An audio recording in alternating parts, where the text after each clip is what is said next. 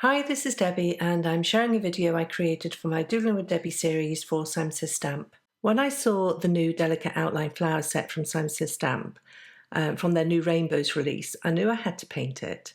My first thought was to heat emboss the design in antique gold embossing powder and use the raised heat emboss lines to resist some quick and easy watercolouring. However, in the end, no line watercolouring won, as I felt this technique lets the gorgeous bloom shine. My usual first step for no-line watercolouring is to stamp the image in antique linen distress ink. However, my aim with this set was to have a muted pinks and greens palette, and I wasn't sure the creamy colour of antique linen really fit well with that, especially as I wanted the paint to wash out to virtually nothing in areas to give highlight details. And again, I wasn't sure a cream line around the petals would fit with that. So I pulled out a couple of distress markers and coloured the stamp before stamping onto Fabriano Artistico Extra White Cold Press watercolour card. I picked a light pink spun sugar and a light green bundled sage and coloured in the petals and leaves with the brush end of the markers.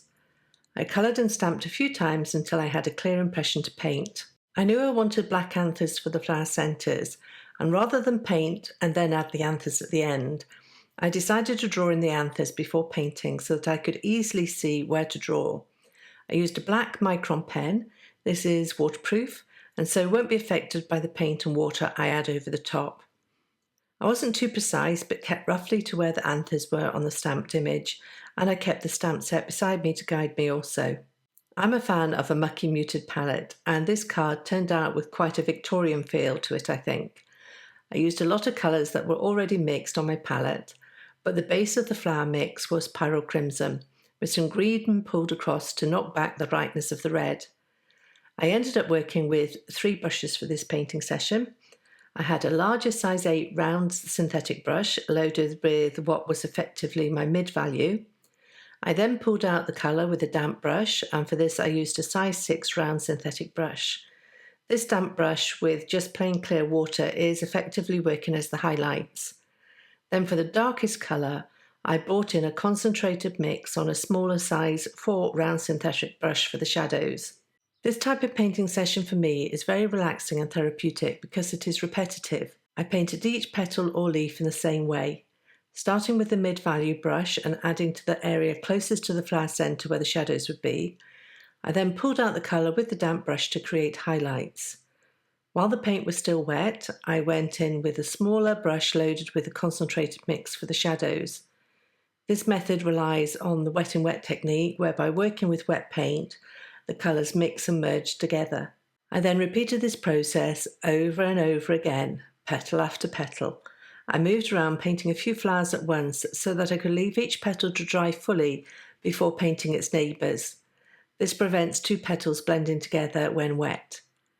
As I mentioned, this process is relaxing to me, but it is time consuming. I think the whole card took me over 2 hours to complete. However, this is my me time. I close the door to the craziness that is our household working from home in a pandemic, with a rambunctious 1-year-old dog thrown into the mix. I breathe and relax, petal after petal, leaf after leaf. For the leaves, I used a Perylene green mix with sepia for the stems. I love Perylene green, and in the same way I added green to my flower mix, this time I pulled some of the flower mix over to the green area to mix together and mute the green. I also feel mixing a little of one colour with the other helps to give a colour palette which works together. There are no jarring hues, but hopefully a peaceful, calm vibe. As I mentioned, I had 3 brushes working the highlights, midtones and shadows. I think it's particularly hard to maintain the highlights, and I tried to be aware of those as I painted. I still think I need some practice on that point though. I love to see flower petals fade out to almost nothing and yet have deep rich colour at the flower centre. With the base layer painted, I went back in with a few extra touches here and there, and by adding to the shadows, this emphasised the highlights more. For the flower centres, I went with a warm glow using yellow ochre and knocked it back by adding sepia for shadows. I also washed a light yellow layer over a few of the petals to spread the warm glow over those too. I mixed up a fresh batch of white gouache in my palette that I keep for gouache and perfect pearls, and used a small brush and added a few drops of white to the flower centres for highlights. And then, seeing as I had my palette out, I splattered liberally with the usual go-to of white gouache, leftover paint and Perfect Pearl solution. I dried the panel and removed the painter's tape, keeping the card flat to the board and preventing warping.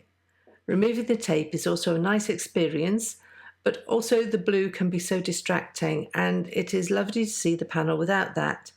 I've tried other painter's tapes, but I always come back to this 3M one, as it seems to have the perfect balance of being sticky enough to do the job without being too sticky and pulling up the paper. I do love the sentiment strip sets for quick and easy greetings. There really is a set for any occasion, and these reverse wedding strips are perfect for the season. I'm not sure whether weddings are going ahead in your part of the world, but finally small weddings are being allowed here in the UK, and there must be a backlog of people waiting to tie the knot. I trimmed out a couple of the coordinating greetings from the set into skinny strips, and then trimmed down the watercoloured piece.